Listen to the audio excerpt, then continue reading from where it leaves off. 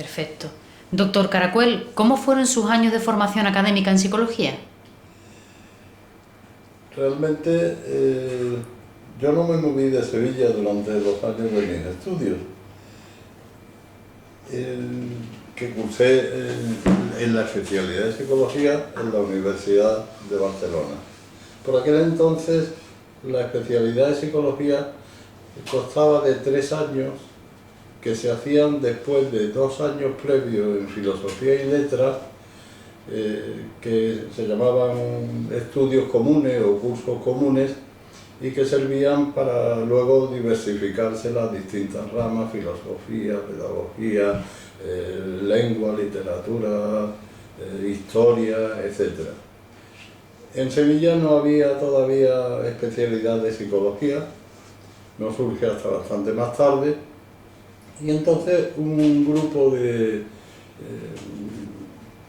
interesados en cursar psicología nos reunimos y intentamos formar pues un grupo de estudio y de trabajo para la especialidad de psicología. Por entonces solo había 2 posibilidades para estudiar psicología: Madrid y Barcelona. Nos decantamos por Barcelona, a pesar de la mayor distancia y el consiguiente mayor costo económico de desplazamientos, porque el currículum de Barcelona, entonces había un rector allí que se hizo famoso por eso, que era el rector Maluquer, el llamado Plan Maluquer, que era como mucho más progresista, diríamos, tanto en su contenido como en la forma de estructurar los estudios. Había un sistema que ahora serían créditos, y entonces era valor de las asignaturas.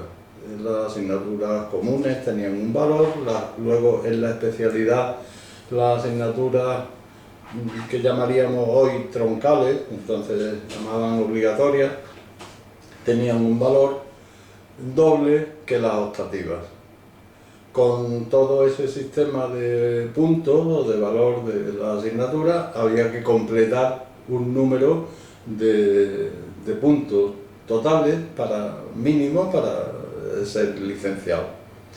Las asignaturas optativas las daban verdaderos profesionales, verdaderos profesores asociados, no como los de ahora, y que eran profesionales que ejercían ese ámbito de trabajo y que luego nos impartían lo que ellos hacían en su vida profesional realmente.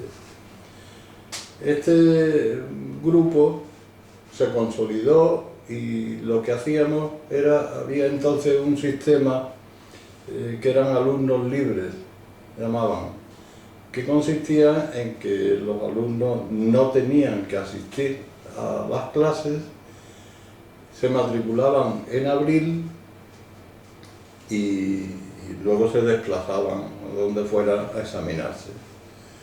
Nosotros elegimos un coordinador, que lo fue durante toda la licenciatura, y este iba inicialmente a Barcelona en septiembre, octubre, cuando al principio de curso, hablaba con los profesores de las distintas asignaturas que íbamos a cursar ese año, se traían los programas, luego nos distribuíamos los temas, preparábamos, los redactábamos, hacíamos copias para los demás compañeros, etc. Este grupo era como de unas 10 personas, que luego quedó en 7 o así, los que finalizamos la licenciatura. El año siguiente, cuando el que correspondía a cuarto, pues ideamos un sistema que era que algunos profesores de alguna asignatura venían a Sevilla, le costeábamos, poníamos un sistema de cuotas, le costeábamos el desplazamiento y el alojamiento, y en 3 días intensivos nos explicaban el temario de la asignatura. y realmente eso fue algo que nos ayudó bastante, porque sin poder ir a las clases ni nada, pues esto nos ayudó bastante. Hacíamos prácticas pues aquí, por ejemplo, en el psiquiátrico, en colegios, etcétera, y también teníamos una cierta formación práctica a la vez que teórica. Y eso, digamos, fue mi formación académica, ¿no? Luego ya primero presenté la tesis de licenciatura en Barcelona y luego ya en Sevilla la tesis doctoral. Y aquí hice, pues, más tarde mi oposición a profesor titular, y en la Universidad de Sevilla permanecí 35 años, desde 1976 hasta 2011, en que me jubilé. Muchos años de formación y un sistema bastante interesante. En cuanto al trabajo aplicado, ¿cómo fue la introducción del trabajo de psicología aplicado en Andalucía? Cuando acabamos la licenciatura, la psicología era casi totalmente desconocida y no se aplicaba en general en Andalucía, y en general yo diría que en casi toda España, salvo casos muy puntuales, ¿no?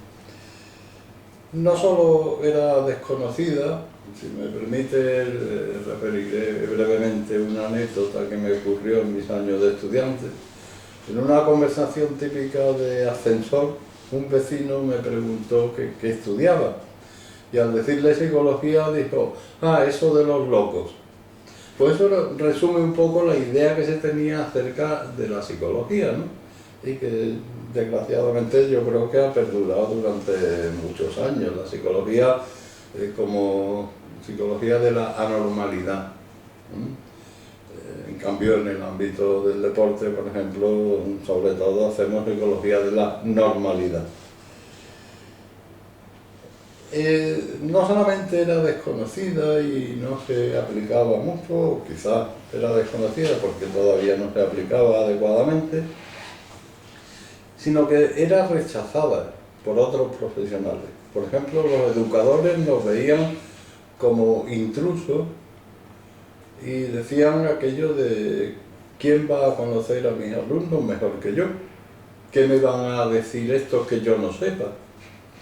Poco a poco logramos irnos introduciendo, primero atendiendo en consulta pues casos de fracaso académico, por ejemplo, o de problemas con los estudios y demás, o con problemas de disciplina en la casa, o los típicos casos de enuresis y demás,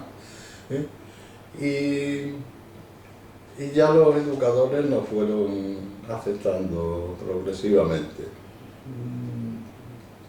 Como dato objetivo, en los primeros años en que se abrió la Facultad de Psicología en Sevilla, un gran número de los estudiantes de psicología eran maestros. O sea que por una parte rechazaban al psicólogo como profesional, pero por otra parte reconocían la importancia de la psicología en el ámbito educativo. En el campo clínico, el rechazo y el veto fue todavía mucho mayor. Los psiquiatras nos veían no ya como competidores, sino como algo inútil. Es decir, ¿estos qué saben? Y además pretendían, hablo en general, evidentemente había psiquiatras que por el contrario nos ayudaron muchísimo, pero la mayoría, los que ejercían profesionalmente,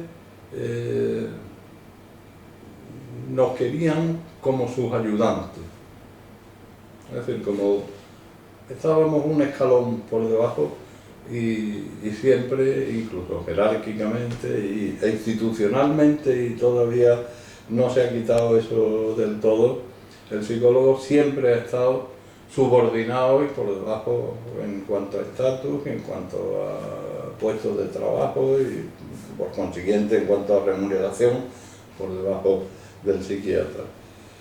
Poco a poco pues también nos fuimos introduciendo en la clínica mediante sobre todo la consulta particular y donde se veían casos clínicos, aplicaban técnicas terapéuticas, etc.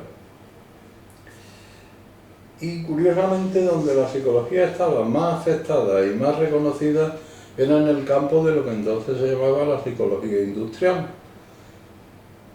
es decir, en el campo empresarial. Y así mi primer empleo en cuanto acabé psicología en el año 1973, yo acabé en junio y en 1 de octubre entré a trabajar en TEA. TEA es una empresa que es la sigla de técnicos especialistas asociados, que sobre todo en el campo de la psicología se conoce porque era distribuidora y creadora de la mayoría de los test que se usaban en psicología aplicada, ¿no?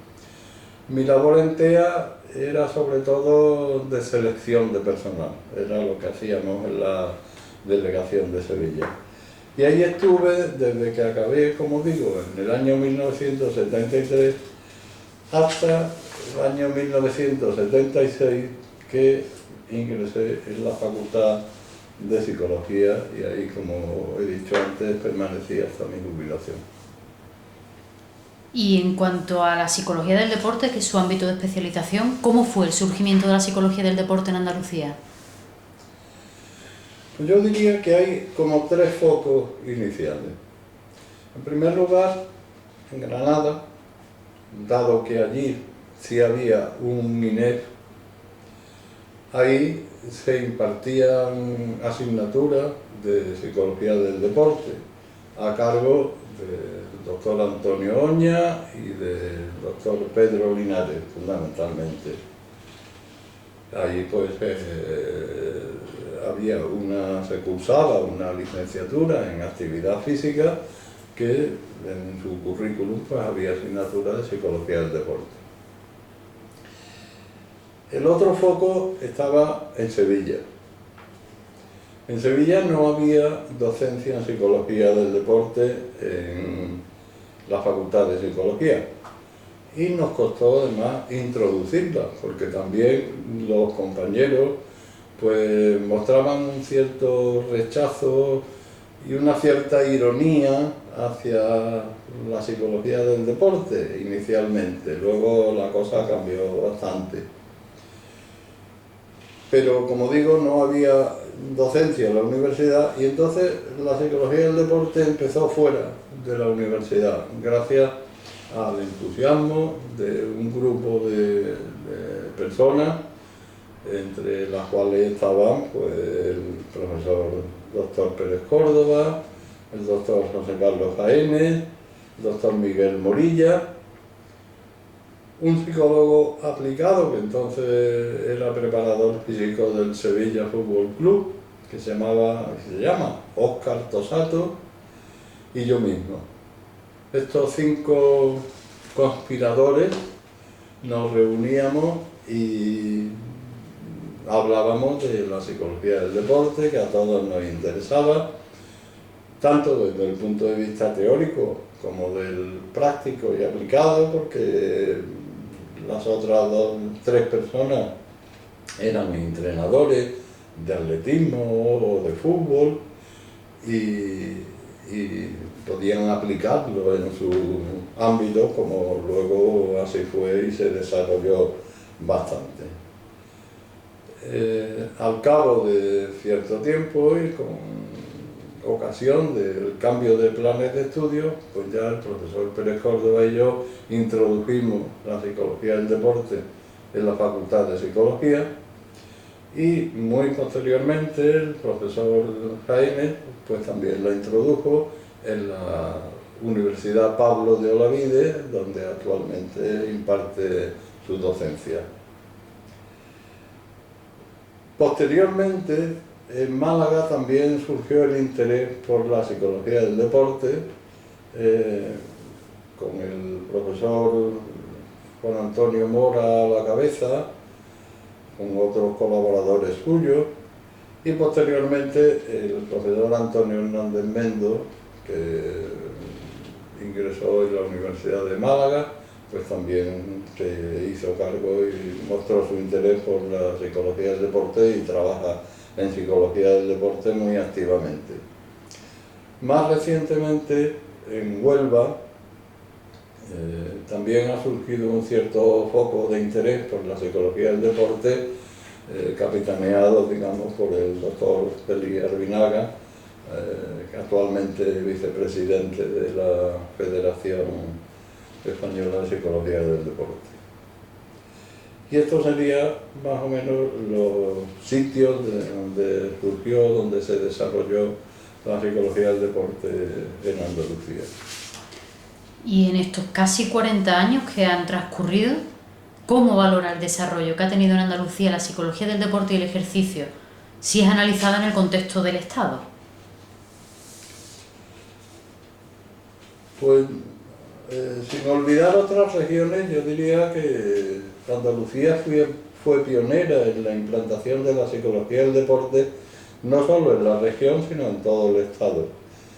Como ya he comentado, la existencia del INEF de Granada y el entusiasmo de este grupo iniciático en Sevilla fueron los focos de surgimiento de la psicología del deporte en Andalucía.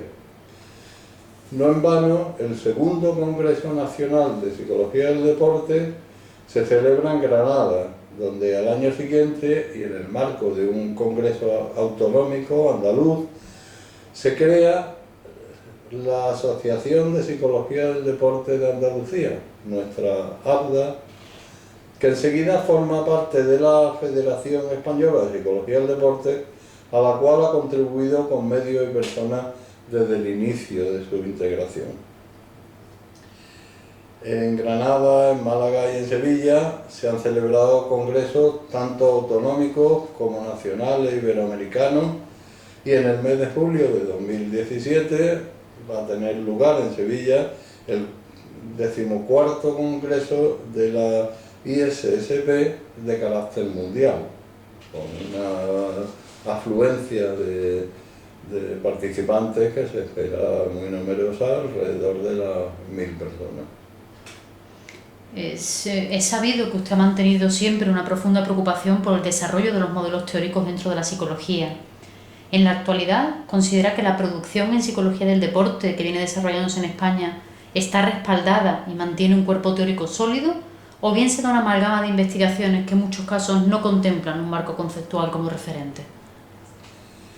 Desgraciadamente, en mi opinión, se da más bien la segunda opción.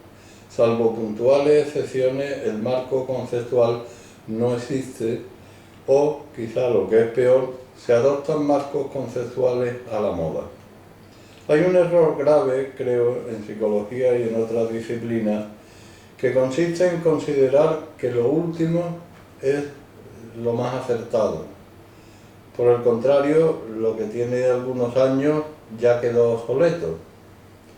Ello, irrespectivamente de que lo más actual no tenga base ni metodológica ni epistemológica en las que sustentarse, y en cambio lo antiguo sí las tenga. Por eso precisamente ha subsistido. Por el contrario, muchas de las corrientes actuales duran lo que tarda en llegar la siguiente y las reemplazan. Muchos de los jóvenes graduados que se inician deberían, entre comillas, hacérselo mirar. Usted, como psicólogo y docente universitario, ha evolucionado desde planteamientos como el conductismo clásico skinneriano hasta los modelos de campo interconductuales encabezados por Cantor y Rives. En este sentido, actualmente también puede considerárselo usted como pionero del modelo interconductual en España. ¿Cómo contempla el desarrollo y la aplicación de esta perspectiva teórica en el campo de la psicología del deporte? Bueno, además de la Universidad de Sevilla, donde el doctor Rafael Moreno, el doctor Rafael Martínez en la vertiente metodológica y conceptual, o el doctor Pérez Córdoba y yo mismo en el ámbito de la psicología del aprendizaje y de la psicología del deporte, el modelo interconductual entró en nuestro país vía Universidad Autónoma de Barcelona. los doctores Riera y Roca viajaron a México y realizaron una breve estancia con el doctor Ribes. Luego el propio doctor Ribes vino a Barcelona, la ciudad donde nació, e impartió un seminario en la Universidad Autónoma de Barcelona, invitado por el doctor Ramón Baller. Posteriormente se desplazó a Sevilla, ciudad donde nos ha visitado asiduamente, impartiendo asimismo cursos y seminarios de formación en el modelo interconductual. En cuanto a la aplicación del modelo a la psicología del deporte en el Estado español, la verdad es que ha sido escasa.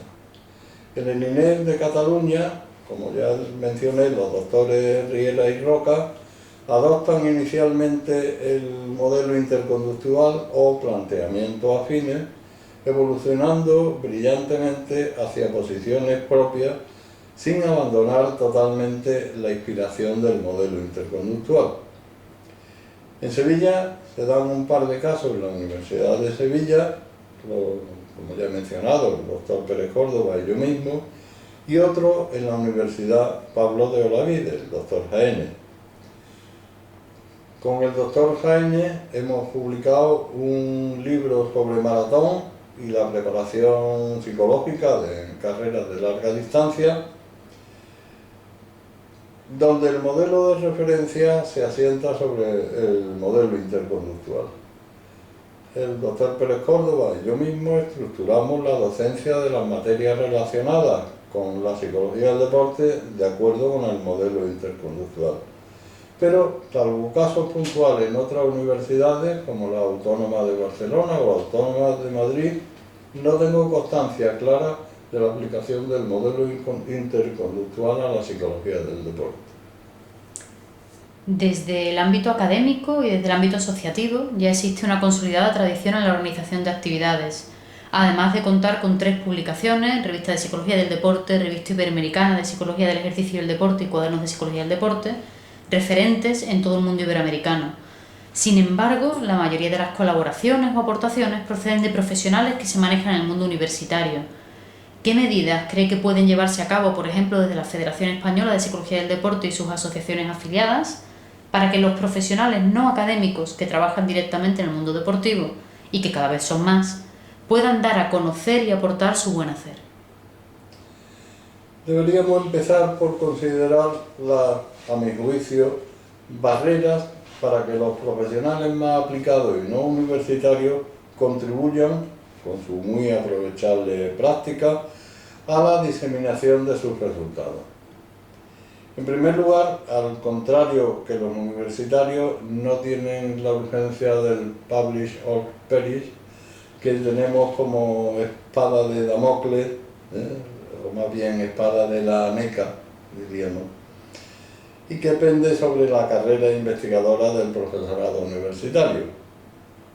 En segundo lugar, el profesional aplicado no procede de la manera sistemática a la hora de diseñar su estudio. Mayoritariamente desconoce la secuencia procedimental, que a nosotros nos es bastante familiar, y de recogida de datos. Por último, no suele estar muy puesto en técnicas de análisis de resultados, y al contrario que en las universidades, en las que se adquieren costosos programas, este tipo de profesionales carecen de las herramientas informáticas o psicofisiológicas e incluso bibliográficas adecuadas para poder llevar a cabo un trabajo de envergadura en este sentido. Y esto, como no tiene facilidad para hacer estos trabajos, pues su contribución a congresos o sus publicaciones en revistas de cierta relevancia, pues la verdad que la tienen demasiado dificultosa para ello.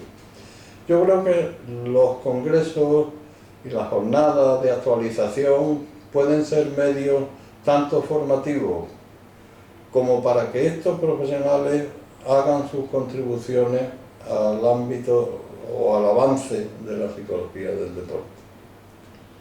¿Hacia dónde cree que se dirige la psicología del deporte en España? Pues en España, igual que en el resto del mundo, se ha producido una fragmentación muy positiva de lo que antes se englobaba en una genérica psicología del deporte. La primera división se produce entre psicología del deporte y psicología del ejercicio. Esta última, psicología del ejercicio, está orientada claramente a la salud, al mantenimiento, a la recuperación de la salud. Mientras que la psicología del deporte está más orientada al deporte de rendimiento, al deporte de tecnificación o de alto nivel, etc. A lo que es la práctica deportiva en sí misma. Y más recientemente empezaron a haber profesionales que aplicaban los principios y las técnicas de la psicología del deporte y el ejercicio, además de las que desarrollaban propiamente ellos, a una serie de profesionales, como por ejemplo desde pilotos de aviones, actores, músicos, trabajadores de diversos ámbitos y categorías, que por su necesidad de rendir adecuadamente en distintas situaciones y circunstancias, donde a veces se manifiestan problemas similares a lo que surgen o se manifiestan en el ámbito del deporte, de la práctica deportiva, y no solo aspectos problemáticos, sino que aplicando técnicas provenientes de la psicología del deporte se puede mejorar ese rendimiento y desarrollar las habilidades psicológicas de estos profesionales. Pues eso ha constituido un ámbito que ahora mismo se podría denominar psicología del rendimiento, y en el congreso mencionado, en el 14 Congreso Mundial de la ISSP, pues veremos, creo, por lo que tengo entendido, distintas contribuciones en los tres ámbitos. Muchísimas gracias por su colaboración, doctor Caracuel. A ustedes.